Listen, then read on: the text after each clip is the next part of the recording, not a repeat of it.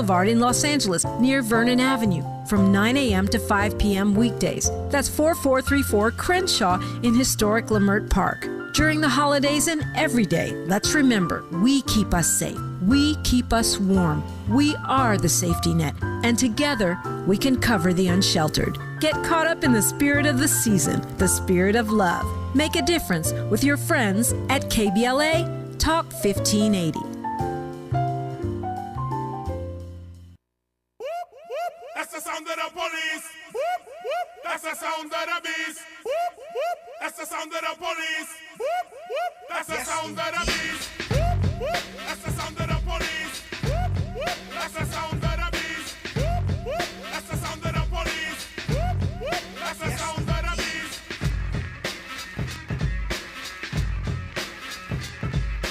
I'm Tavis Smiley, and I am pleased that you're hanging out with us today on our program. In this hour, what happens when you're recording a police stop, the police get annoyed by your very presence, and they turn around and arrest you, throw you in the paddy wagon, and haul you off to jail? Can they actually do that? Well, whether they can or not, that's exactly what they did to Jill Colin Jefferson of the civil rights and international human rights firm Julian, named after the late, great Julian Bond. You'll hear right about now the story of Jill's arrest and what happened next. I am pleased to have Jill Colin Jefferson on this program. Jill, how are you today? I'm doing well, Tavis. How are you? I'm always better when I hear your voice, and if I complained, I'd be an ingrate. I am delighted to have an opportunity to talk to you once again about your work and your witness. But we'll start this conversation with what I teed up a moment ago about what happened to you. So you know how we do it around here. I'm going to pass the mic to you. Take a moment. Tell me the story.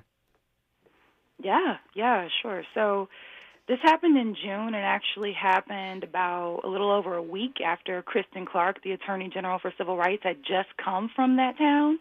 Mm-hmm.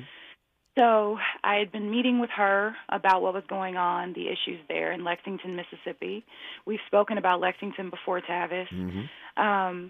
And I went to Lexington that particular evening. It was a Saturday evening because I knew that the police were going to be out and honestly acting a fool. Because whenever black people in Lexington have events, the police, they put up roadblocks, they falsely arrest people, they do all kinds of stuff like that. So I wanted to go to capture footage of this because we had sued them last year. We're currently in a lawsuit against them, and I'm the lead counsel in that lawsuit. Mm-hmm. So I'm driving around Lexington. I have a passenger with me. We just come from this big event that black people had hosted, and I see the police arresting somebody near the town square. I drive by, and we're recording it. And the whole thing looks really, really suspicious. And so I decide to turn around and go back, but I had to make a loop around the square. So the person I was with said, "You know what? If you go back around there, the police are going to get you, and I don't want to wrestle with them tonight." So he actually got out of the car on the corner. And I drove back around to where the police were. I had my phone in my left hand recording. I was driving with my right hand. And as soon as the cop saw me, I never stopped. As soon as the cop saw me, he flagged me down with his flashlight, flagged me to a stop. I let my window down. He said, "Show me your driver's license." And I said, "What?" For what?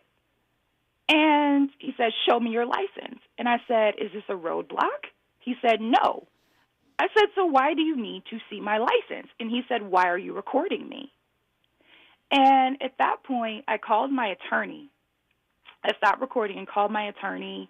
My attorney is in my ear, and he's telling me, he's like, "Of course, Jill, we both know they can't do this." And I'm like, "But it's happening right now." And, you know, of course I know what to do, but I wanted to have a witness in that moment. And so he tells me, he says, "You know, Jill, of course, we know this is like ridiculous, but just show them your ID." I take my ID out of my wallet. The officer reaches in and snatches my phone from me and hangs up on my attorney. I did not know that he had hung up on my attorney, but he did.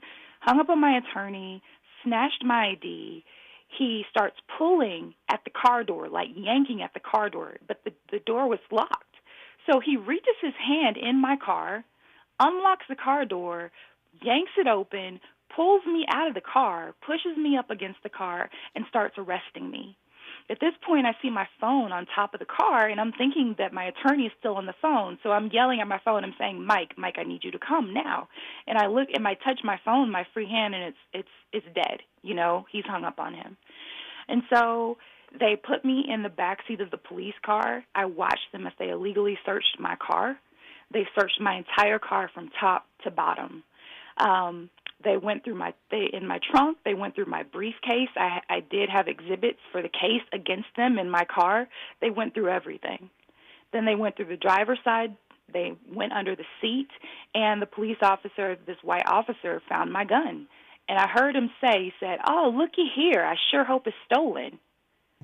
And at that point, they get in the car, they get in the police car, and they take me to the station. And I tell them, I said, "You guys could not have given me better evidence than this. Thank you." And so we get to the police station, and there are all these other people that they've arrested. They have not Mirandized anybody. They are telling people at the police station that they can plead guilty at the police station to avoid going to court.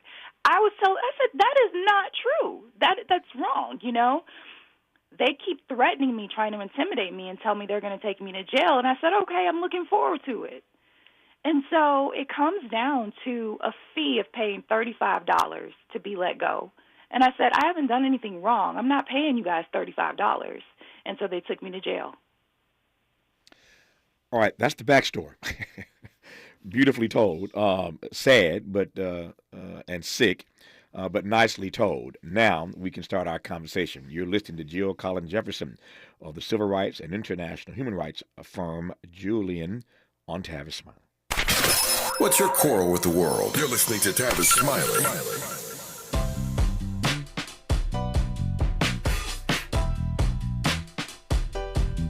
Escalade IQ. This the intro to the all-electric Cadillac perfection like Zoom. And on a full charge, you get 450 miles without the stop. Haiku.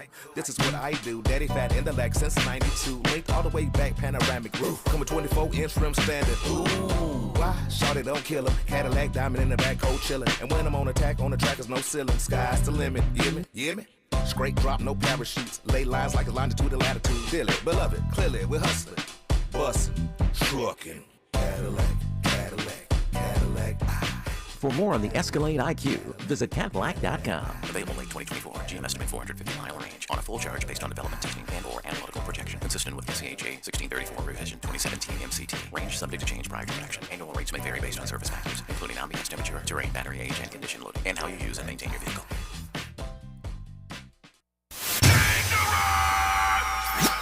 Environmental justice, pollution, and climate.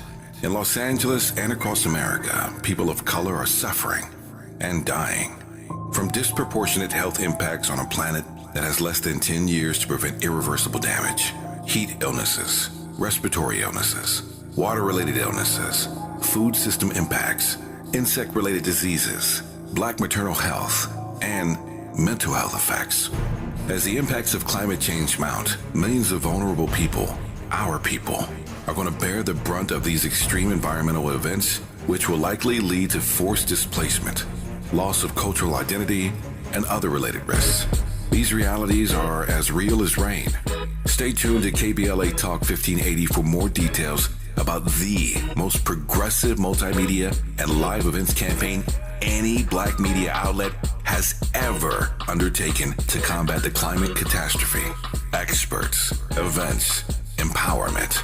It's all on the way from unapologetically progressive KBLA Talk 1580. We don't black down.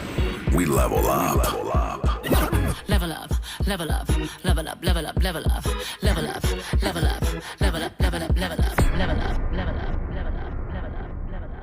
In Big Tobacco's Fantasyland, children are the future. Here, tobacco companies are committed to higher education, offering scholarships to students who submit essays about the benefits of vaping. The tobacco industry even sponsors summer camps for kids. Don't worry, the tobacco-sponsored programs have been linked to leaving your kids more interested in smoking.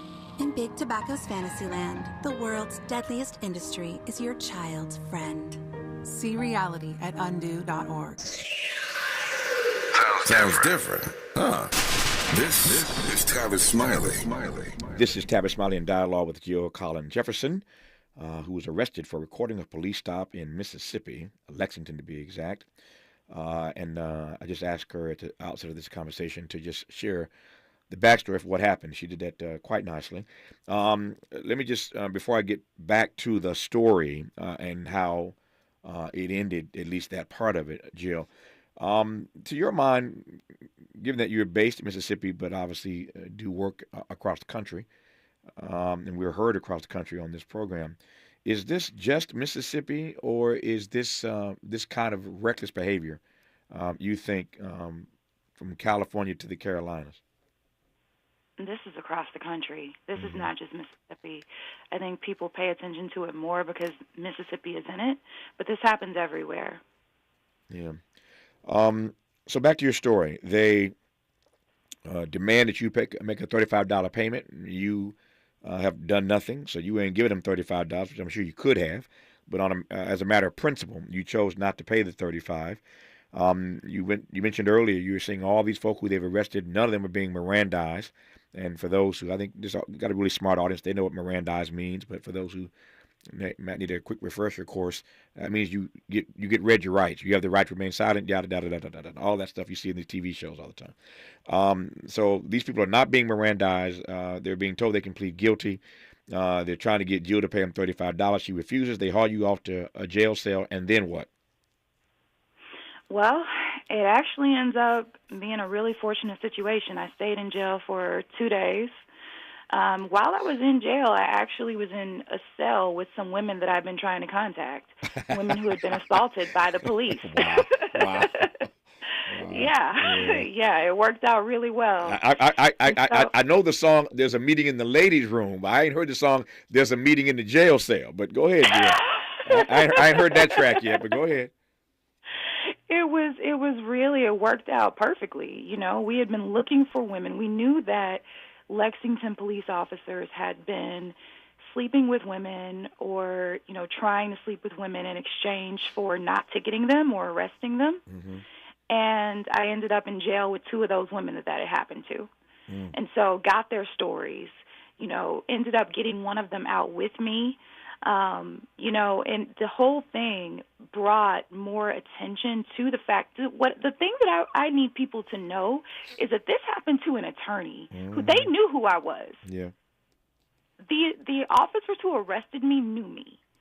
One of the officers who was there, I was standing beside him 4 days earlier talking about how he was a corrupt officer. He heard me talking about how he was a corrupt officer, and then he arrests me 4 days later. So if they do this to somebody who knows what their rights are, somebody who has resources, imagine what they're doing to people in the poorest county in the country. This is a predominantly black county. It is the poorest county in the country, and this is the worst police crisis we've seen in 50 years. But because it's such a small town, it's only about 1,800 people, nobody is paying attention to it, you know? And so my arrest, I hope, has brought attention to what's going on in this tiny town because they're still operating under Jim Crow there. Mm-hmm. How did you process? To your point, it worked out. So you had the meeting in the jail cell, and you were able to get one of those sisters out with you, which is a beautiful thing. But how did you process sitting in that jail cell for 2 days when you knew you had done nothing wrong? You know, I honestly, this is not at all to make a comparison here, but I thought about Reverend Dr. King. Sure. You know, and you know, letter from a Birmingham jail. And when I was there, you know, I said, all right, this is meant for something. This is not for me. This is for something else. And so I took that time I wrote a letter to Kristen Clark explaining what happened to me and got it out. Some guards helped me get the letter out to my team who got it to the Department of Justice. You know, we ended up getting the story out to the media. It was also something that just made me see what a waste of life, quite honestly, just being in jail is. Mm-hmm. because you're in there. There is nothing for you to do. There are no classes. There was no TV. There was nothing. You don't have you're sitting there for 24 hours a day. Mm-hmm. And for me, I only did that for 2 days. I have clients who have been in prison for 20 years. It put things in a whole different perspective for me. Yeah. When you invoke Dr. King's name, which I often do, this audience knows that I regard him as the greatest American this country's ever produced. Again, if you didn't hear me say this earlier, tomorrow is the 40th anniversary of the day that Ronald Reagan, in protest, signed the King Holiday Bill into law, and then months later we commemorated the first King Holiday. Well, Arizona did, and took a long time to get them on the good foot, as James Brown might say. But tomorrow, 40 years ago, Ronald Reagan signed the King Holiday Bill into law, and so tomorrow I got some great guests on our program tomorrow, including Michael Eric Dyson, including Brianna Joy Gray, including some woman named Nikki Giovanni. It's going to be a great show tomorrow. But you mentioned Dr. King, so that's why I wanted to just mention to the audience who our guests are tomorrow. But I often invoke King because I regard him, again, so highly. And I find myself saying to people, as you did a moment ago, it's not about comparison. It's about inspiration. That's what it is for me. It's never a comparison to King. We ain't trying to be King. No, we can't be. But the inspiration of thinking about King while you're sitting in a jail cell, how he used his time right. to write that letter from Birmingham jail. So I didn't take it as a comparison. Now that I don't think the audience did either. It's inspiration, and I receive it in the spirit that you offered it.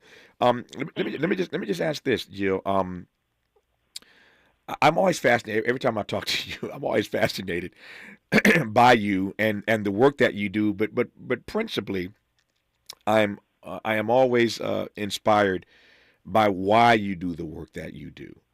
And I come back to that in this conversation because you told the story earlier of how the brother that was in the car with you, when you looped back around, said, "I ain't trying to tussle with these cops tonight. Let me out." And that Negro got out the car before I ain't mad at him, but everybody has the right to self-determination. But he jumped out the car before you loop back around. And had he been in the car with you and you loop back around, he might have been sitting in jail for 2 days as well. I come back to that because it fundamentally raises the question about the courage and the conviction and the commitment and the character to put yourself in harm's way, to assign yourself to do this kind of work. So for those who've never heard the story about why you do this work, tell me. Well, Tavis, it's deep. I was born and raised in the sticks of Mississippi. Mm-hmm. My grandmother and my aunt were maids for this white judge named Charles Pickering, who George Bush tried to appoint to the Fifth Circuit when he was president. Yep. So Judge Pickering had a granddaughter who was my best friend. And when I was almost 6, he separated us. The same thing happened to Medgar Evers. I did not see her again until 2 years ago. He separated us because I was black and she was white, and that, for me, was the beginning of understanding race. I was 5 when I understood that. I got called the N-word for the first time at 5. I grew up, I met Sam Bowers, the imperial wizard of the KKK during the height of the civil rights movement, the man who authorized the assassination of Medgar Evers and the 3 civil rights workers during Freedom Summer. I had a run-in with that man when I was just 13 years old, I had my experience in Mississippi. My father, he saved the life of a Klansman. And we came to find out, like years later, when I was in college, actually in Professor Bond's class, that man had been an informant for the White Citizens Council, and he had informed on people in my community, black people who I had known. So, I saw lynchings. When I was growing up, we heard about lynchings happening in high school. It was something where my brothers would tell me if I would get on their nerves, they would say, "I'm going to go drop you off in Crackers Neck," which is the area of our town where the white people lived, and you did not go there by yourself if you were black.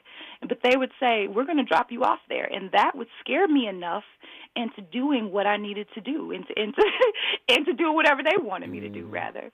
And so I grew up with racism kind of constantly chasing me, and this terror of what could happen in the night, honestly, growing up in Mississippi. And I realized one day that I feel this terror because I'm meant to fix it.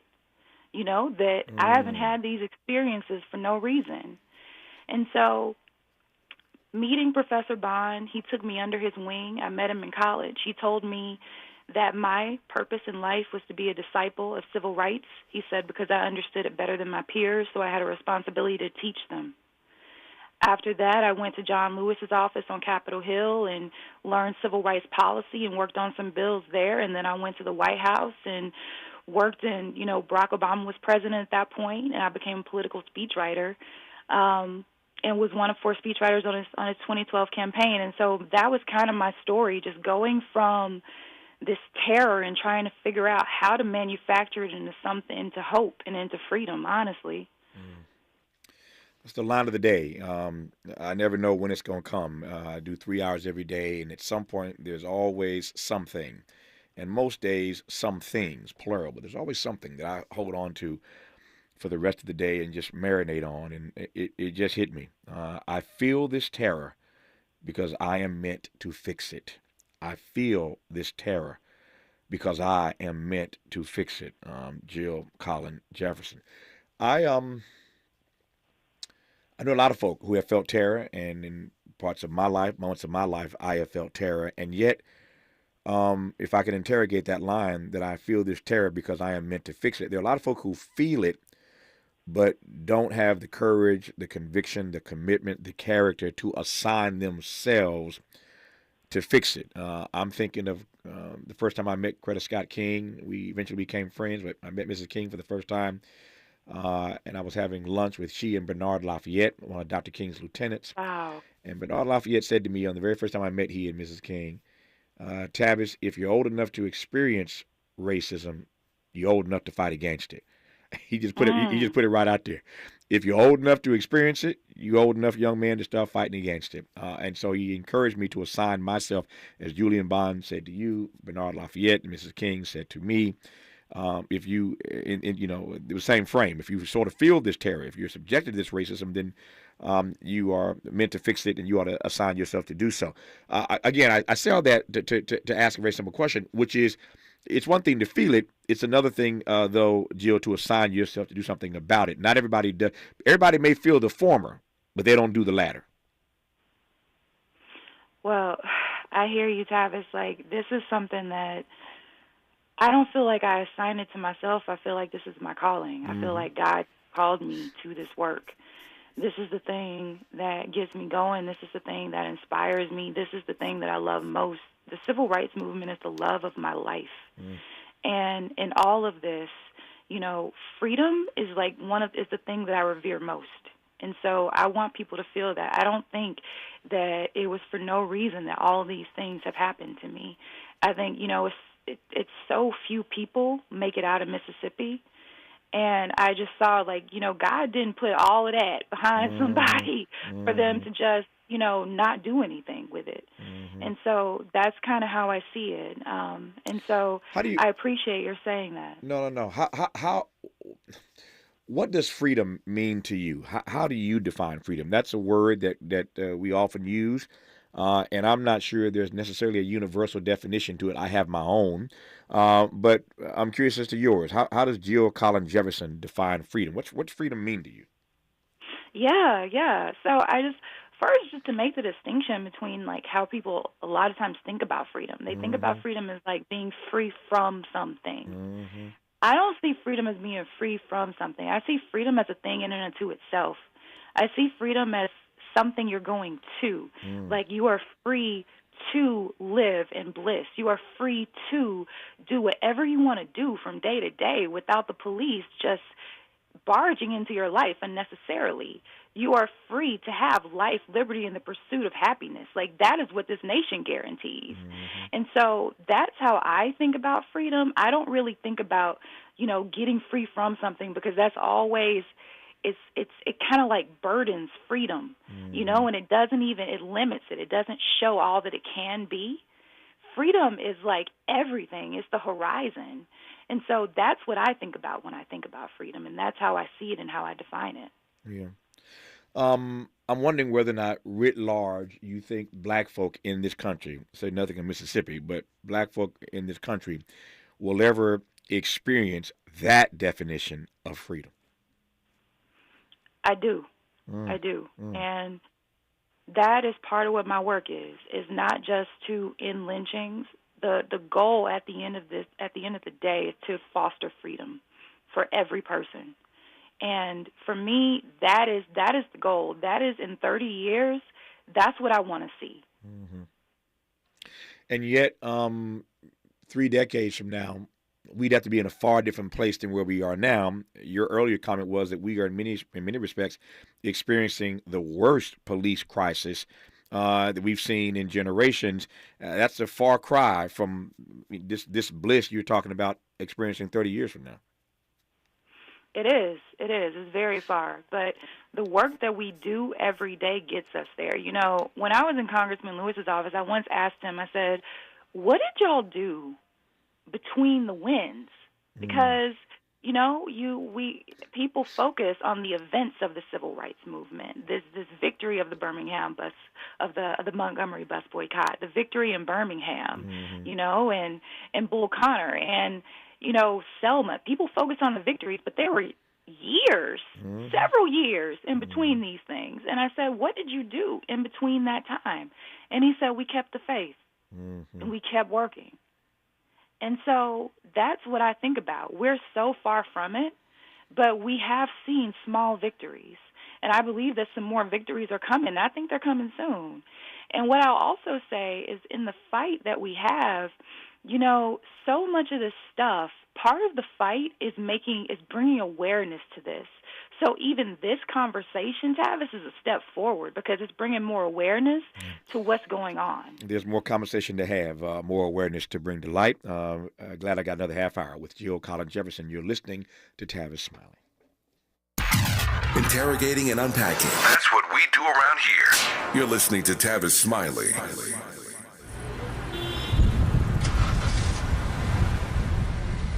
What's up, party people? It's your favorite MC's favorite rapper, MC Light here. And we're celebrating 50 years of hip-hop, authentically powered by Cadillac. And we're going to take it way back to where it started. It was only fitting that hip-hop began with teenagers at a back-to-school jam in the rec room of a South Bronx apartment complex by an 18-year-old brother. By the way, I'm also sure he had a Cadillac parked outside. He noticed the energy on the dance floor when they switched between two turntables, extending the beats, repeating the breaks, and never losing the rhythms. And that was the birth of hip-hop. And from that moment, it took off. For more on how Cadillac is celebrating hip-hop's 50th, visit Cadillac.com/audacity. Thank you for joining us, everyone. I'm Mike Moore. Here's the latest from the Black Information Network. The first group of foreigners and injured Palestinians have been allowed to cross into Egypt from Gaza. The Rafah crossing is opening today after weeks of negotiations among the governments of Egypt, Israel, the U.S., and Hamas. Qatar reportedly mediated the agreement. The Biden administration is taking action to manage the risk posed by artificial intelligence. Ahead of an AI summit in London, Vice President Kamala Harris called for international cooperation and stricter standards to protect consumers from the emerging technology. She announced a series of guardrails the administration is working to put in place. She also said the U.S. and 30 other nations signed a commitment to the responsible use of AI in their militaries. And that's the latest. I'm Mike Moore from your 24/7 news source, the Black Information Network and BINnews.com. Hi, I'm Kyle at Blindster.com. If you're like many people, you may think custom blinds is a job for expensive professionals. Well, at Blindster, if you have a tape measure and a screwdriver, you can install our custom blinds and save big. Plus, we guarantee they'll fit. Blindster.com. This is the KBLA Sports Minute with Ray Richardson. I'm a bad man. The Clippers beat Orlando by 16 last night at Crypto.com. 27 points and 7 assists for Paul George. James Harden was in the building. He watched the game from a luxury suite. Harden is expected to make his Clippers debut on Monday against the Knicks in New York. He'll be a spectator again tonight when the Clippers and Lakers meet up at Crypto, 7 p.m. tip-off on ESPN. Congratulations to Lakers legend Magic Johnson. According to Forbes magazine, Magic has reached billionaire status. Magic's net worth is a reported $1.2 billion. Magic joins LeBron James, Michael Jordan, and Tiger Woods in the Billionaire Club. LeBron became a billionaire in 2022. Magic's numerous business investments include part ownership of the Dodgers, the LA Sparks, and the NFL Washington Commanders. No debates, no speculation, just the info you need. That's your KBLA Sports Minute. I'm Ray Richardson on KBLA Talk 1580.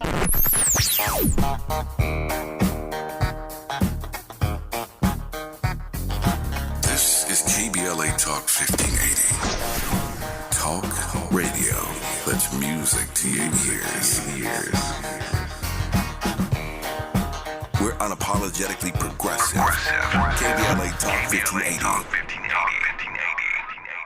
Thinking about hosting a podcast and don't know where to start? Morris Media Studios has you covered. We're a professional podcast and voiceover studio located in Leimert Park. We specialize in recording and live streaming audio and video podcasts. Let us help you set up, record, and distribute your podcast. Hosting a podcast is a great way to bring awareness to your business, product, or good cause. For more info, visit morrismediastudios.com or give us a call at 323-815-4204. Only 1 in 5 people with autism are employed, despite many having the skill set and desire to work. Maybe it's because employers don't know what kind of jobs they can do. Like, what about a programmer? That's a job for someone with autism. How about a healthcare worker? Yep, that is too. People with autism can do a lot of different jobs, but often get overlooked due to outdated stigmas. Introducing WIN by Autism Speaks. We help businesses lead the way in inclusive hiring. What about a ranch hand? To learn more, go to autismspeaks.org/win. Anyone can choose to make a difference. You can help people succeed, rebuild after disasters, protect the environment, or feed the hungry. Not only will you make a difference for others, but for yourself. You can earn money for college, learn career skills, and make friendships that last a lifetime. Make a difference. Choose your future. Choose AmeriCorps. We've got a lot to talk about. Hi, I'm Ray Richardson, your sports connection here at KBLA Talk 1580. Join me and my co-host Neil Scarborough every Saturday night at 7 for Out of Bounds, the show that brings some flavor to the world of sports for 60 minutes. We take you beyond the scores and press conferences. We give you our point of view, the way black folks see what's going down. You can join the conversation and give us your analysis at 1-800-920-1580. Out of Bounds every Saturday night at 7 on KBLA Talk 1580. We've got a lot to talk about. Unapologetically progressive. KBLA Talk 1580. We've got your black. You like your style, bro? If you're like me, 60 and retired, making ends meet, especially here at the supermarket and drugstore, is tough. I'm so blessed to have found benefitscheckup.org. It's a free and confidential website from the National Council on Aging that connected me to $1,200 a year in programs that help pay for food, medicine, utilities, and more. Maybe it can help you. benefitscheckup.org. Ready to re-examine your assumptions and expand your inventory of ideas? More of Tavis Smiley coming your way right now. So, Jill, give me a better sense of, after spending 2 days in that jail cell, how you got out, who got you out, and what happened when you got out. Yeah. How I got out was public pressure.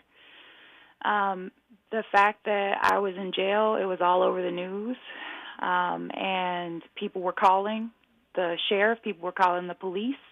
And the pressure mounted to the point where they just let me out without making me pay the $35 because they were they looked so bad for locking me up in the first place. Mm-hmm. What do you make of? There are a number of I suspect lessons in that reality. It's both. I think your answer will be both instructive and informative. But what do you make of the fact that they responded to public pressure? It lets me know that they're not immune to shame. Mm-hmm. And that's an important thing because there is a point where there is no shame for some people. Mm-hmm. And it lets me know that we have not gotten to that point yet in Lexington. I will say that the public pressure from leaking the audio last year of the police chief, saying the N-word and confessing to killing 13 people, that public pressure got him fired. Mm-hmm. So that was another time in Lexington where public pressure paid off. Yep. Let me follow up on your notions about shame. There was a time earlier in my career when I thought that shame was a much more powerful tool in our country, and I'm not sure that I have completely given up on the power that is pregnant in publicly shaming people.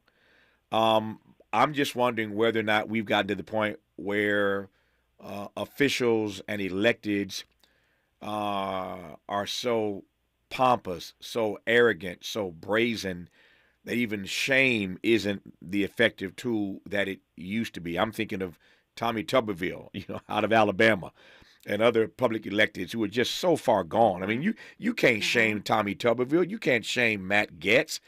It may be that you can't shame Mike Johnson, the new Speaker of the House. So talk to me about shame as a tool for public correction, if you will. Yes. So it's on a case-by-case basis. It definitely depends on the person. Mm-hmm. I don't think there's any way in hell I can shame Tate Reeves in anything, And so what I will say is that we're very precise about when we use it and how we use it. Julian actually works with a cognitive scientist who is on our board, and she's instructed us on shame and how to actually go about different conversations with prosecutors, with judges, things like that, to actually get the outcomes that we want to get. And one thing that we have talked about is that in a lot of situations, especially with district attorneys, shame doesn't work because they came into that position wanting to be a hero, and so they're resistant to the feeling of shame for doing their job, for what they feel as they're doing their job. And so we've talked about the different ins and outs of that, and that's something that you have to, of course, weigh carefully before you use something like that. We felt like it would be effective in Lexington. That's why I chose not to pay the $35. I felt like the public pressure was going to mount against them, and it did, and it worked out that way, and I'm glad it did. Tavis, something that I would really like, to talk about just a little bit is just kind of some of the things that this police department has done to people, because what they did to me is one thing, sure, but that's just honestly just nothing. So, one of the stories that we have been really pushing to get out is the story of this woman named Shawanda Kennedy, and she was assaulted. She told us that she was assaulted by the chief of police of Lexington. He was not chief of police of Lexington at the time. He was a police officer in a city called Goodman. But this man, he went to her home, he arrested her boyfriend, cuffed her in the house, and then sexually assaulted her. He put his hands in her pants and sodomized her. And her grandmother was actually on the phone and heard this entire thing happening and started, talking on the phone. And this officer, who, again, is now the chief of police of Lexington, he picks up the phone and he starts going at it with this woman's grandmother. The grandmother sends a family member by the house to check on this woman. The officer tries to keep the family member out of the house. The family member pushes their way in, puts their foot in the door to get in. And that is the only way that they ended the situation. The current chief of police of Lexington held a woman hostage and assaulted her. And then came back and threatened her the next day, actually that same night, and then again days later, and arrested her when she actually went and reported him. So she reported him to the Board of Aldermen. She went to the media. Nothing happened. It was a slap on the wrist. She tried to file a case against him. The court rejected her case. A few months ago, we tried to file a case against her in justice court in Lexington. The court accepted the filing and then a few days later rejected the filing. This is a situation where you have a system that is absolutely refusing to hold people accountable. I had a conversation with the district attorney in Lexington about holding this chief of police accountable, actually arresting him for this, and nothing has happened. She told me that she doesn't have the power to investigate this, that I need to go to the Attorney General's office. So this is the thing that we're dealing with. This man has assaulted, at this point, multiple women. At one point, he assaulted a 16-year-old girl, beating her multiple times, holding his gun to her head. This man, just a few months ago, he assaulted the only female officer on the police force inside the police station. He choked her out when she ended their relationship. Other officers saw this and then lied about it. So what we are dealing with, we have a whole operation where people are just complicit. It's a whole conspiracy where the mayor, where the courts are all conspiring to help keep white supremacy going. I'm listening to you, as is the audience, and this sounds so like 1943, not 2023. Yeah. In Mississippi, that is how the law still works in so many places. You know, the law actually, just to be honest, as a lawyer I say this, in Mississippi, the law does not really matter. What matters is who you get in court with, what judge you have, and whether that judge even gives a damn about the law. When we come forward with Jill Collins Jefferson, and I'm glad that she expanded the scope of what's happening in this town in Mississippi, because Lexington, because as she said, it isn't just what happened to her. It's the broader narrative here that I'm glad she sort of unpacked. When we come forward, I want to give her an opportunity to tell us more about the work of Julian, this civil rights and international human rights law firm named after Julian Bond. For those who are of a certain age, we're going to give you a quick history lesson on who Julian Bond was. And I suspect most of you have heard the name John Lewis. I want to also just probe Jill on this. As the farther we get away, and I've been fortunate to know most all of these people over the course of my career, but the farther we get away from their time, their heyday, as it were, the more relevant I think these stories become. And I am curious as to what Jill has made of her access to these icons like Julian Bond and John Lewis, who didn't just have a front row seat to history. They made history. They are a part of American history. But to work with Julian Bond, to be taught by him, and to work with John Lewis, there's something there that I want to probe. We'll talk about that when we come forward. You're listening to Tavis Smiley. For all the freedom-loving folk, this is Tavis Smiley. I feel like freedom. What is dedication? My biggest fear in the middle of my addiction was that my kids wouldn't have a father. And I started thinking, you know what? This isn't my story. I definitely had to become a better man to be a better father. It's important to me that my kids are empowered and truly believe that if they can think it, they can do it. That's dedication. Visit fatherhood.gov to hear more. Brought to you by the U.S. Department of Health and Human Services and the Ad Council. Joey from Vermont, a farmer trying to get through the winter. Adriana from South Carolina, a single mother living paycheck to paycheck. Liam from Ohio, an injured father struggling to provide for his family.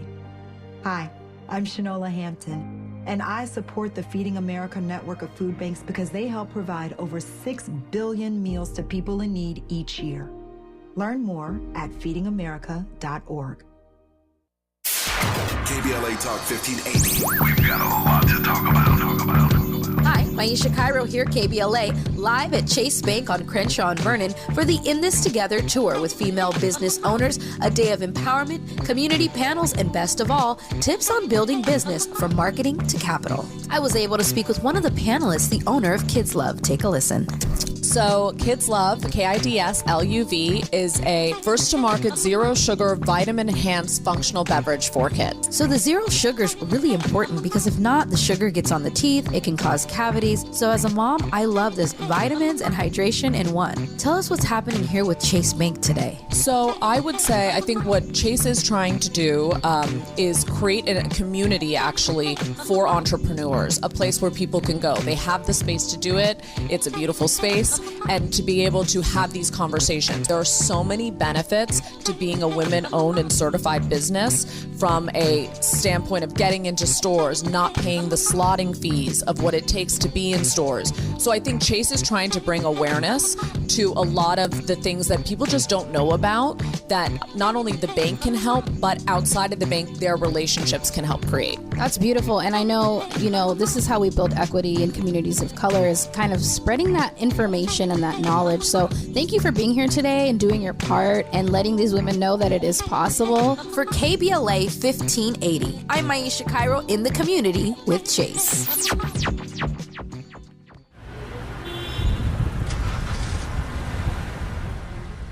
I'm MC Light for Hip Hop Heritage, celebrating 50 years of hip hop, authentically powered by Cadillac. From its earliest days of show-stopping, DJs and MCs cold rocking parties, to its dominance on the music charts, hip-hop has been the biggest game changer in American music, and I mean ever. And it's not just about the music. It's how we celebrate, how we communicate, how we continue to elevate. Check out Cadillac and see how our swag has evolved and continues to revolve around the world. For more on how Cadillac is celebrating hip-hop's 50th, visit Cadillac.com/audacity. Who do you trust to get at the truth? Tavis Smiley. That's who. The conversation continues right now.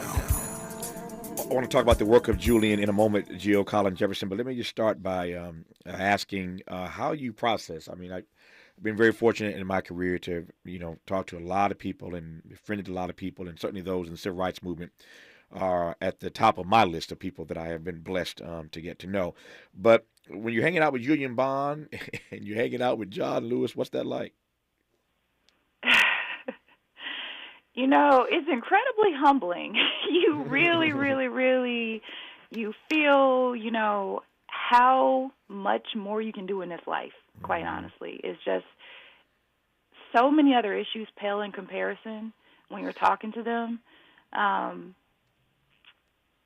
It was really just a beautiful thing to see how they live their lives, like on a day-to-day basis, to see their personalities and to see how their personalities impacted their work. Professor Bond, I don't know how many people know what a devilish sense of humor he had. And the types of jokes he would tell, and, he was just so funny and so full of life. And to see him, he put that into his work. He wanted other people to feel life. That's how I see freedom, the way I see it, because he taught me to see it that way. Mm-hmm. And so my time with them, I always think, like, God meant for this to happen, and God meant for me to be in this work, or God would not have put me with those people and put me in the positions that I've been in. I know that it's meant to be, that I have the training that I have, that they've taken the time out, that they've taken out to teach me what they've taught me. Yeah. So I'm incredibly grateful for it. That's a beautiful thing to read about the lore, if you will, of these persons historically. In history books and all kinds of text. It is quite another thing to sit with them and to be taught by them and to have lunch with them and to write legislation with them. Gio, Colin, Jefferson's had a chance to do all of that. I was looking at Julian Bond the other night. I was watching for the umpteenth time the movie Ray, and I love his I love his cameo at the very end, as you'll recall. Julian Bond makes a cameo at the end in the Georgia State House. When they bring Ray Charles in to declare his song, the official state song for the Peachtree State, for the state of Georgia, that is. And it's a beautiful thing to see Julian make that cameo at the end of the movie Ray. I'm glad the producers had a good sense to give him a cameo in that movie. He enjoyed that. Yeah, I can only imagine. I can only imagine how much he must have enjoyed. I saw him a few times after that, and I teased him about it, but he it was amazing to sort of see him in that movie. When we come forward, our remaining moments with Jill Collins Jefferson will give you a better understanding, broader understanding of what Julian does. I think you got a sense of it, but I want to just shout out this organization for all the work they do regarding civil rights and human rights, and we'll do that when we come forward on Tavis Smiley. From Leimert Park with love, this is Tavis Smiley. If you're like me, 60 and retired, making ends meet, especially here at the supermarket and drugstore, is tough. I'm so blessed to have found benefitscheckup.org. It's a free and confidential website from the National Council on Aging that connected me to $1,200 a year in programs that help pay for food, medicine, utilities, and more. Maybe it can help you. benefitscheckup.org. My daughter was diagnosed with a rare malignant rhabdoid tumor on the spine. They sent her straight to St. Jude. My hope was gone. But when you get there, everyone's like, hey, we're not going to give up. And when you see other people not giving up on your child, that makes all the difference in the world. When I found out I didn't have to pay, I was just grateful. They saved my baby's life. Finding cures, saving children. Learn more at stjude.org. KBLA Talk 1580. We've got a lot to talk about. KBLA Talk 1580, connecting you with services and solutions. Stay Housed LA has the resources you need to know your rights and the legal support to back them up. The COVID-19 pandemic has cost people their jobs and livelihoods. This has left an estimated 1/3 of households not being able to make rent and facing losing their homes. This is a fear no one in our community should have to face. You have rights, though, and Stay Housed LA is here to help. Stay Housed LA is a partnership between the County of Los Angeles, the City of Los Angeles, and local community and legal service providers. Together, they provide tenants with the information and support needed to exercise their rights so they can remain safely in their homes. Find out more about your rights by participating in a virtual tenant workshop. Get the legal assistance you need. Find additional resources in Los Angeles County and the City of Los Angeles. Stay connected to Stay Housed LA County for updates. This and more at stayhousedla.org. Stay connected to Stay Housed LA for updates. This and more at stayhousedla.org. That's stayhousedla.org. Or call their hotline at 213-694-0040. We've got your black with a community call to action from KBLA Talk 1580. JP Morgan Chase is building on the investments in California and around the country to help close the racial wealth gap and build a more equitable future. As part of JP Morgan Chase commitment, they are taking action to help improve financial wealth and access to banking in the Black community, helping more people open low-cost checking and savings accounts, hosting community seminars with supporting Black-led institutions by building awareness about financial investments, hiring community managers, and opening community center branches like Crenshaw, Inglewood, and downtown LA. Visit today, jpmorganchase.com/racial equity. Again, jpmorganchase.com/racial equity. Get the tools to help reach your financial goals. Visit today, jpmorganchase.com/racial equity. Again, jpmorganchase.com/racial equity.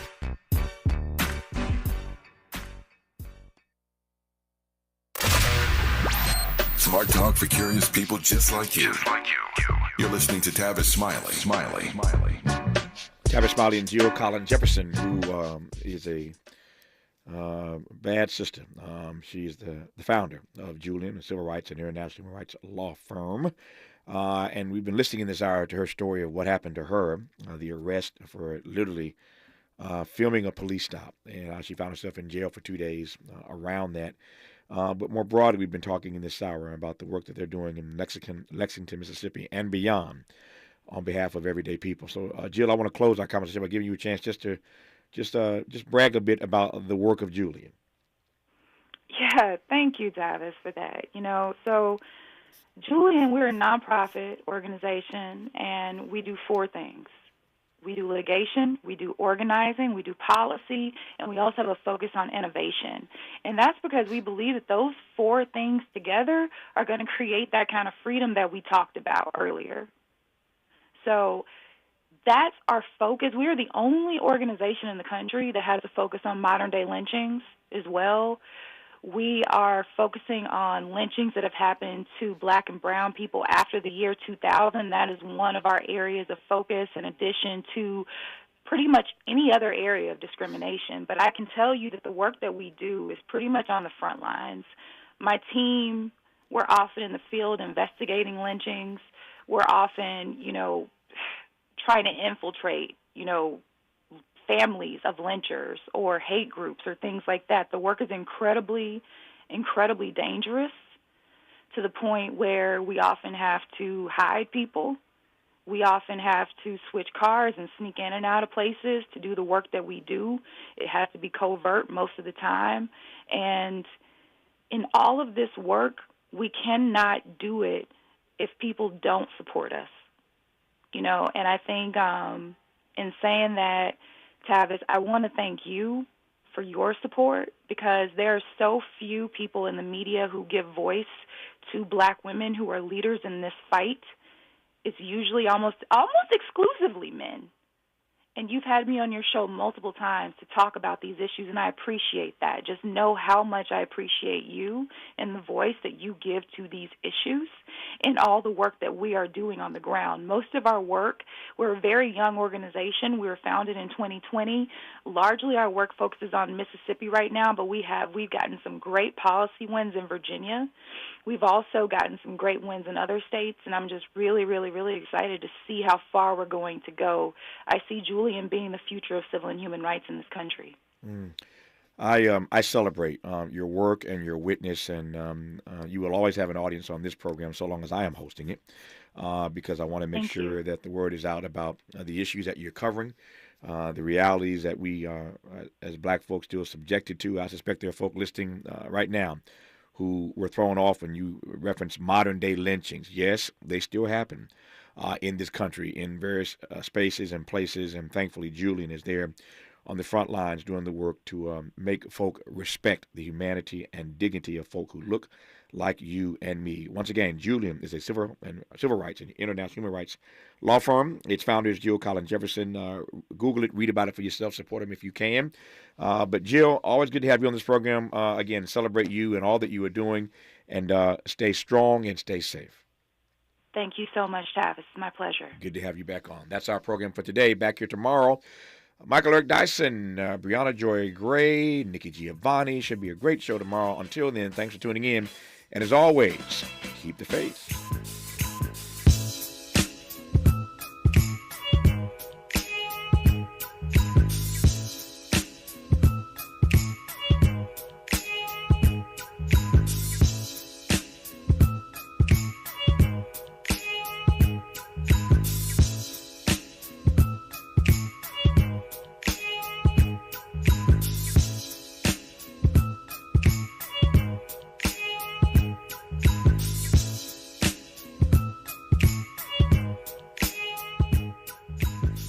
KBLA 1580 Santa Monica. Thank you for joining us, everyone. I'm Mike Moore. Here's the latest from the Black Information Network. The first group of foreigners and injured Palestinians have been allowed to cross into Egypt from Gaza. The rapid crossing is opening today after weeks of negotiations among the governments of Egypt, Israel, the U.S., and Hamas. Qatar reportedly mediated the agreement. The Biden administration is taking action to manage the risk posed by artificial intelligence. Ahead of an AI summit in London, Vice President Kamala Harris called for international cooperation and stricter standards to protect consumers from the emerging technology. She announced a series of guardrails the administration is working to put in place. She also said the U.S. and 30 other nations signed a commitment to the responsible use of AI in their militaries. And that's the latest. I'm Mike Moore from your 24/7 news source, the Black Information Network and BINnews.com. Hi, I'm Kyle at Blindster.com. If you're like many people, you may think custom blinds is a job for expensive professionals. Well, at Blindster, if you have a tape measure and a screwdriver, you can install our custom blinds and save big. Plus, we guarantee they'll fit. Blindster.com. Is this the tackle? This is the KBLA Sports Minute with Ray Richardson. The NBA officially approved the James Harden trade to the Clippers. The league had to make sure the Monday night trade, which involved 7 players and multiple draft picks, met league guidelines and salary cap rules. Harden will not play in the Clippers game tonight against the Lakers. The Clippers will have 4 days before their next game on Monday in New York against the Knicks. That's the game Clippers management is targeting for Harden to make his debut. The Rams and Chargers did not make a trade before the NFL trading deadline Tuesday at 1 p.m. The Rams are at Green Bay on Sunday. They still don't know if quarterback Matthew Stafford will be able to play. Stafford has a sprained ligament in his right thumb. The Chargers play Monday night in New York against the Jets. No debates, no speculation, just the info you need. That's your KBLA Sports Minute. I'm Ray Richardson. More news, opinions, and conversation when we come forward on KBLA Talk 1580.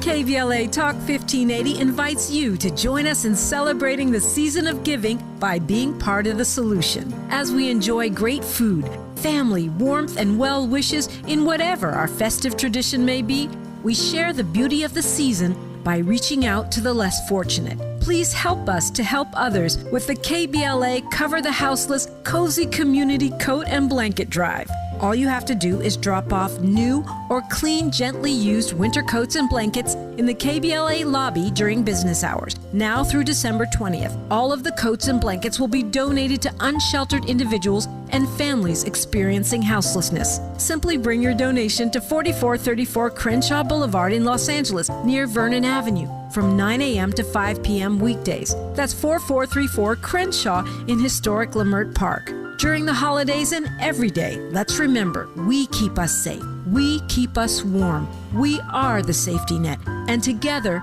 we can cover the unsheltered. Get caught up in the spirit of the season, the spirit of love. Make a difference with your friends at KBLA Talk 1580.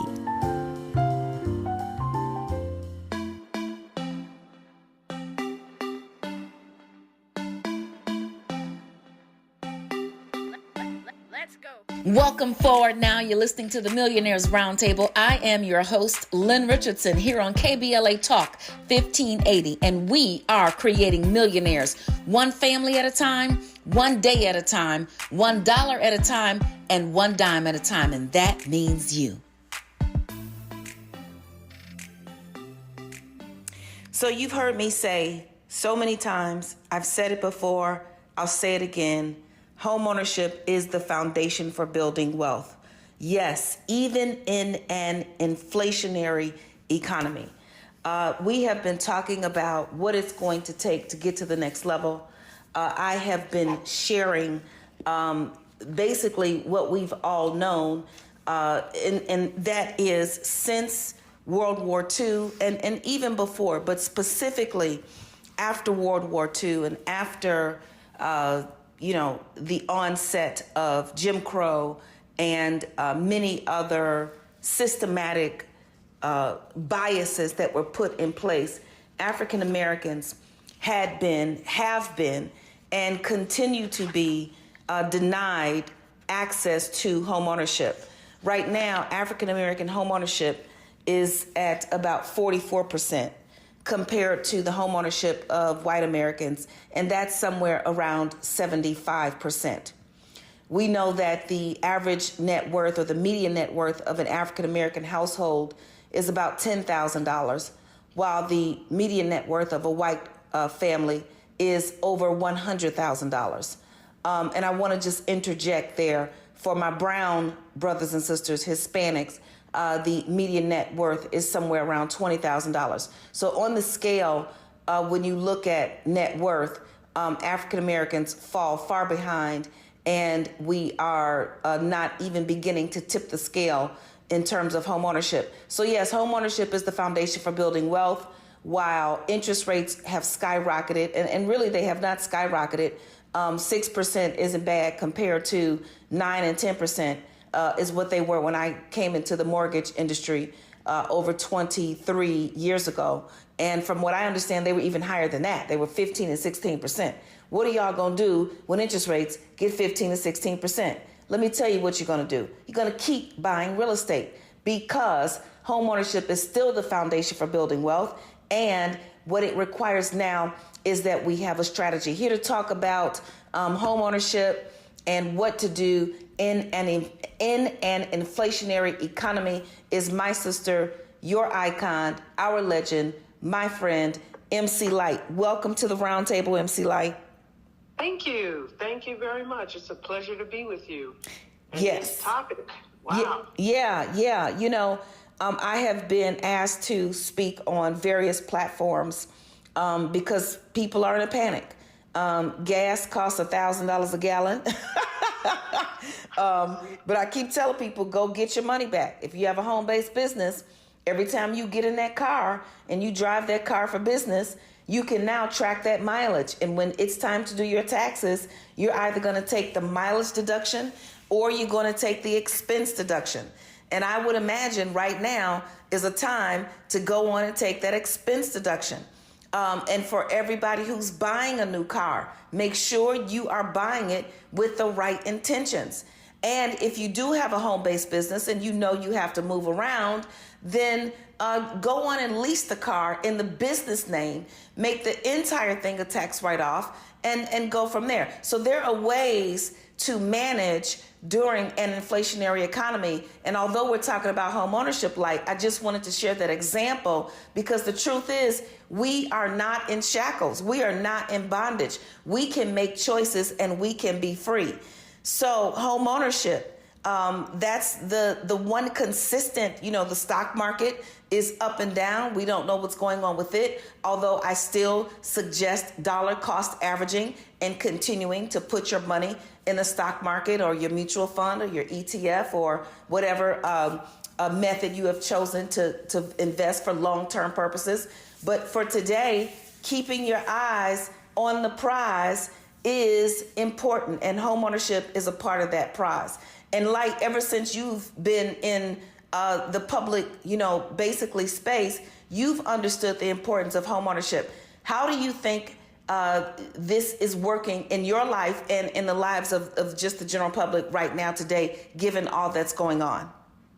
Well, you know, what you just said in terms of, you were joking though, $1,000 a gallon for gas, you know, it's so easy for us to, you know, get bogged down in what it is that we need to do on the daily, just every day, trying to function within our means, but also being taxed to the limit on every item. Like, inflation is just outrageous right now.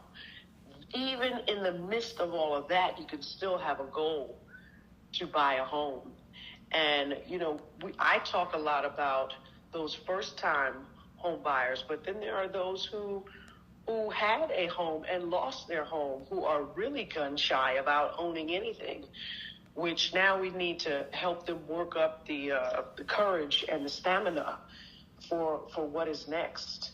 And I love what it is that you do as it relates to the home ownership and home buyers club, because sometimes you need a support team. Well, not sometimes, all the time.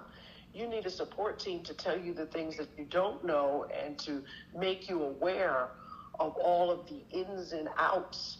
Because really, in buying a home and getting a mortgage, you have to play their game, and you have to know the rules to their game, and you have to know the obstacles before they come. You have to know the whole course. Yeah, you know, I tell my students and everybody all the time, and we've been talking about the obstacles. You have to know them before they come, because if an obstacle is presented to you in the home buying process or in the mortgage approval process, in many cases, it's too late to change. Okay, it's too late to change. So one of those obstacles that could confront you is lack of income, your self-employment income. And if you've got a W-2, you don't need to use your self-employment income, so you don't need to send a tax return. Sending a tax return that's showing a loss on your self-employment income when you already have a W-2 could be a red flag. The underwriter could now start taking your loss and subtracting it from your income. So you got to learn the rules of the game. And I always say you must play the game by the rules. The harvest is here. The time is now. KBLA Talk 1580. We've got a lot to talk about. More of the Millionaires Roundtable with Lynn Richardson when we come forward on KBLA Talk 1580. We've got a lot to talk about. I'm Reverend Gerald, the life coach. Is someone you love struggling with addiction and mental illness? Is improving your family's health important? Want to leave a legacy that your family can grow? Are you ready to enhance your perception of life experiences? Then wake up weekends at 7 a.m. with Urban Family Focus and get the wisdom, opportunity, resources, and motivation to live your best life. Join the conversation on Urban Family Focus Saturday and Sunday at 7 a.m. Unapologetically progressive. KBLA Talk 1580. We've got your black. Thinking about hosting a podcast and don't know where to start? Morris Media Studios has you covered. We're a professional podcast and voiceover studio located in Leimert Park. We specialize in recording and live streaming audio and video podcasts. Let us help you set up, record, and distribute your podcast. Hosting a podcast is a great way to bring awareness to your business, product, or good cause. For more info, visit morrismediastudios.com or give us a call at 323-815-4204. King C. Gillette knows you're dedicated to your barbershop routine. But what about after? What's your routine for facial hair to avoid dry skin, itching, and beard rough? Well, the King C. Gillette Beard Oil is a perfect fit for making your beard feel as good as it looks. It softens your facial hair and moisturizes to help prevent itch due to dry skin. Get facial hair that feels as good as it looks. Just trim, wash, and soften. With King C. Gillette. Discover, this is Daniela. Hi, it's Jennifer Coolidge. I just want to thank you for making me feel so special. I earned cash back on debit for my dinner party groceries. That's great, but with Discover Cashback Debit, we give everyone cash back on everyday purchases. Anything else I can help you with? Do you like asparagus and mushroom sorbet? I've got leftovers. Introducing Discover Cashback Debit, a checking account with cash back. It pays to Discover. Eligibility and terms at discover.com/cashbackdebit. Discover Bank, member FDIC. The Green Foundation, key health influencer, empowering our Black communities through action. The Green Foundation advocates for affordable health care, accessibility, and knows the importance of culturally relatable health care. Regardless of income, we believe it is a right for optimum health. The Green Foundation has been at the forefront for 25 years, dedicated solely to promoting prevention through early detection, annual screenings, and nutrition. We know you because we are you. Our hand-holding approach supports you and your family to receive your right to be treated fairly and receiving quality healthcare services. We want you and your family to know COVID-19 was devastating to our families and to our wallet. We can build back better by understanding prevention, wearing your mask, washing your hands, social distancing, and understanding the impact of long COVID. Get the care you deserve. Take advantage of your privileges. Contact us, info@thegreenfoundation.net. info@thegreenfoundation.net. At KBLA Talk 1580, we do more than just talk. You got a big mouth. Hello, Joe, you're up. Welcome. We're unapologetically progressive, and we don't black down. Welcome forward now. This is the Millionaires Roundtable here on KBLA Talk 1580, and this is Lynn Richardson, and we are creating millionaires one family at a time, one day at a time, $1 at a time, and one dime at a time, and that means you. So we're dealing with the myths of home ownership in an inflationary economy. I'm going to talk about the myths of a whole lot of things because the fact that everything has gone up has sent people into a frenzy. And the truth of the matter is you don't have to be in a frenzy. The truth of the matter is this. This is the opportunity to buckle down, and this is the opportunity to devise a strategy. I talk often about putting a plan together, and now is the time to put a plan together. And we know that the Bible says that plans fail for lack of counsel, but with many advisors, they succeed. And I know we've been talking about the journey and African-American wealth and every single thing that we've ever done to break through from having, Black History Month be an official or season that gets recognized, to Martin Luther King Day, to Juneteenth. And yes, we've made some breakthroughs and some advances. But the one breakthrough that we have not mastered. It is the art of collaboration. And in this process, during this time, during this season and beyond, it is important for us to collaborate, to unify. It is important for us to get together with other family members, other friends, and start to sit down and talk about what we are going to do and how we are going to get there together. Light, I know this is something that you and I talk about quite a bit. And when we're around certain groups of people, actually, everybody that we spend time with, we are always talking about ways to build wealth or sharing knowledge, sharing experiences, sharing failures, losses, wins, so that everyone else in our collective, in our group, in our family, in our community can either learn from the mistakes and or benefit from the wins. I'm not understanding why we are afraid to do that as a people on a one-on-one basis. I would believe that if I said, hey, everybody, you can come to MC Light's house Sunday afternoon and we're going to cook and she's going to tell you how to build wealth. Everybody will be there. But if I call my cousins, my family and friends, nobody's coming because I don't think we really want to face what it is that we say we want to fix. What are your thoughts about that, Light?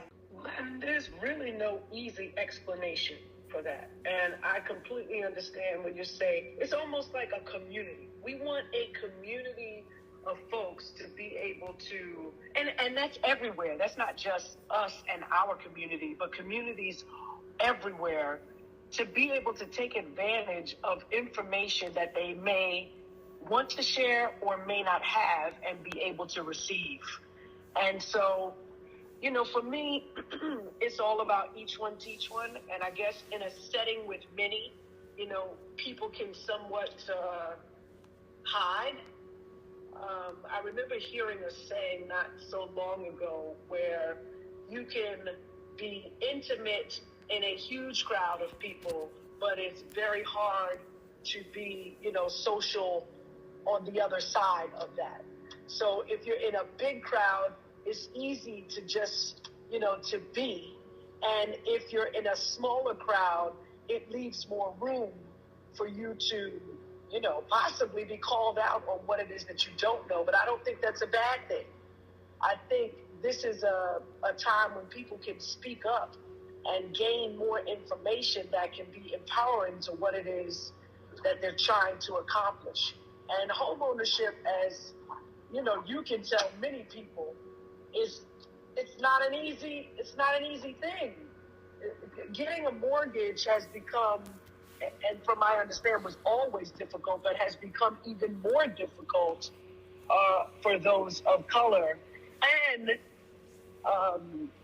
being able to have a strategy to address it all is imperative if you plan to win and walk away owning that home. Yeah, it has become more difficult because times are different. Everything has, gotten faster and bigger, and social media, and, there are many more entrepreneurs. But it's not as difficult with a plan. And the plan usually cannot be developed, alone.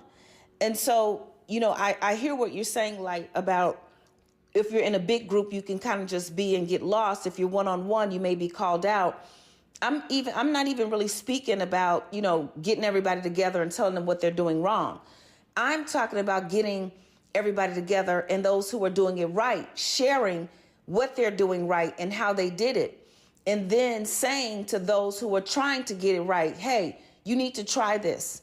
Hey, you need to check this out. I mean, the reason why I own a home in California is because somebody in our crew said, hey, get over here and see these homes. And if I was sticking to, if I did what I'm going to say, and if my cousins are listening, because I still got family and folk all around Chi-Town, and LA too, but, and all over the country, as a matter of fact.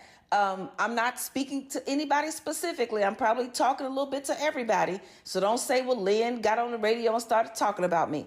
What I'm saying is I will know what someone is going through, and I will say to them, hey, you should come on out and take a look at this opportunity, and it could help you. And what I am saying is that all too often we don't listen.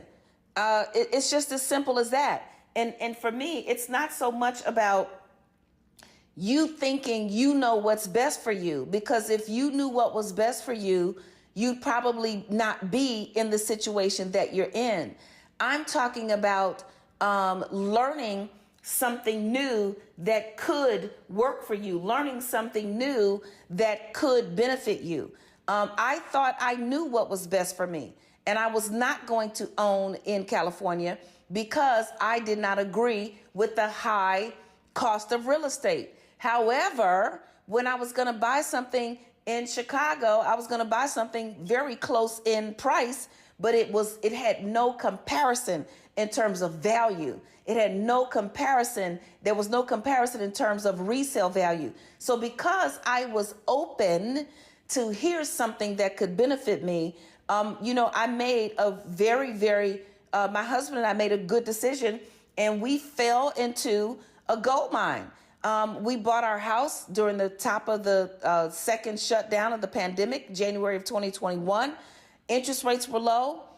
People were giving away houses, and we were able to win. So that's more of what I'm talking about, like us being able to lean in and listen to what others in our circle have to say, and then doing something to accomplish our own goals. Yes. Excuse me, and that makes all the sense in the world. I mean, why wouldn't you take advantage of information that's there for you?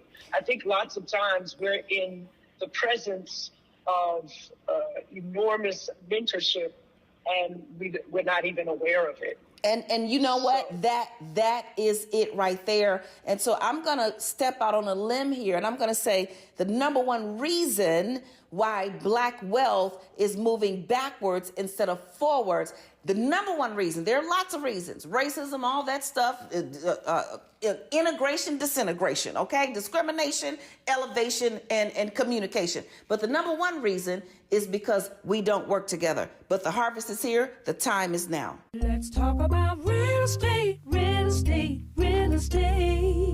Hi, I'm financial expert Lynn Richardson. You've seen me on Good Morning America, The Breakfast Club, and KBLA Talk. I'm so excited about sharing with you the Home Buyers Club. It's time for you to get the home of your dreams. No credit, no problem. Low credit, no problem. No down payment, no problem. I am excited about you getting a piece of the American dream. Join the Home Buyers Club today.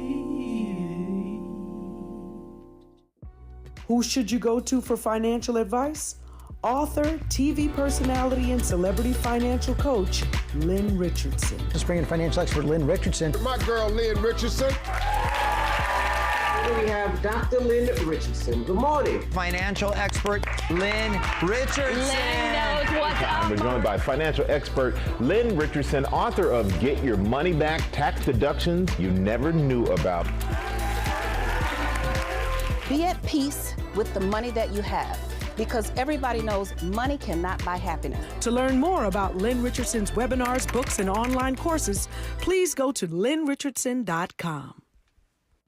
Yes, we're talking about the myths of homeownership and an inflationary economy. And the number one myth is that now is not the time to buy. That is the biggest myth ever. Here's the problem. I know that interest rates are increasing, have increased. We've just experienced the single largest interest rate hike since 1987, I believe it is. But again, even 6%, it seems high to those who are accustomed to, and it's only been a short time that we've been accustomed to interest rates being 2 and 3%. It seems high in comparison to that, but it's low in comparison to 9 and 10%.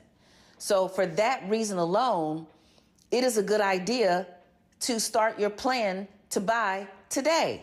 You don't want to wait until they're 8% or 9% or 10%. There is no guarantee that rates are going back down to 2%. In the 20 plus years that I've been doing this, they've never been 2%. They had not been 3%. So what you don't want to do is wait another 20 years thinking I need to wait until they go down. No, we've got to make some adjustments. But before we can make the adjustments, we've got to learn how to work together. So like I shared, I said that the number one reason why we are still lagging behind as a community, I would say the Black community in particular, specifically, and then I would even carve out the segment within the Black community that holds the decisions for wealth. African American women are making the decisions about our wealth more than 80% of the time, whether we are married or not. And I know that to be true because early in my marriage, I was making all the decisions. They were bad ones, but I was making them. And, all too often we want to take credit for what we do that's right, but we don't want to really look in the face or stare in the face, or we don't want to face what we're doing that is not right. And so I believe that if we work together more, we'd be wealthier as a community, and we'd move up the ladder in terms of median wealth. And we can't control income necessarily, but you know what? We can if we hire each other in our businesses. So I think working together is the number one reason. What are your thoughts? I absolutely think working together has a lot to do with how far, how much further we could be in the financial world. But I have to tell you this because I think the psyche and history plays a great part in this. And that is, it's a number of things. Okay, so I've always heard, even as a kid, from various adults, that when you go to get someone Black to do a service or a job, it doesn't meet the standard. Or, like I'd rather hire someone else because ... When you hire a Black person to do it, they either get there late, they either don't have all of the items. It's all of these fallacies that have been a part of our history and will play a part in our future if we cannot rewrite the story and make up our own minds and not listen to the tall tales that have been told throughout history, that Black people are lazy, that they're going to run away with the money, or, there's all sorts of things that I have heard throughout my life that are just plain out false. That's one thing. The other thing is, whenever it is that we have united, we have been punished. Now, depending on what the uniting is happening for, but it feels like whether it's to fight for our freedom, or it feels like on the total other part of the spectrum, and, being financially free is freedom as well. But now I'm going to talk about just what it took to build cities, what it took to build communities, and having our own. When we've done it, we've been punished. Our cities have been burned. Our, schools, everything that we had spent years building had been burnt down to a crisp. And that was because people had come together. And the moment we come together and we make something look like something, someone else wants to come and tear it down.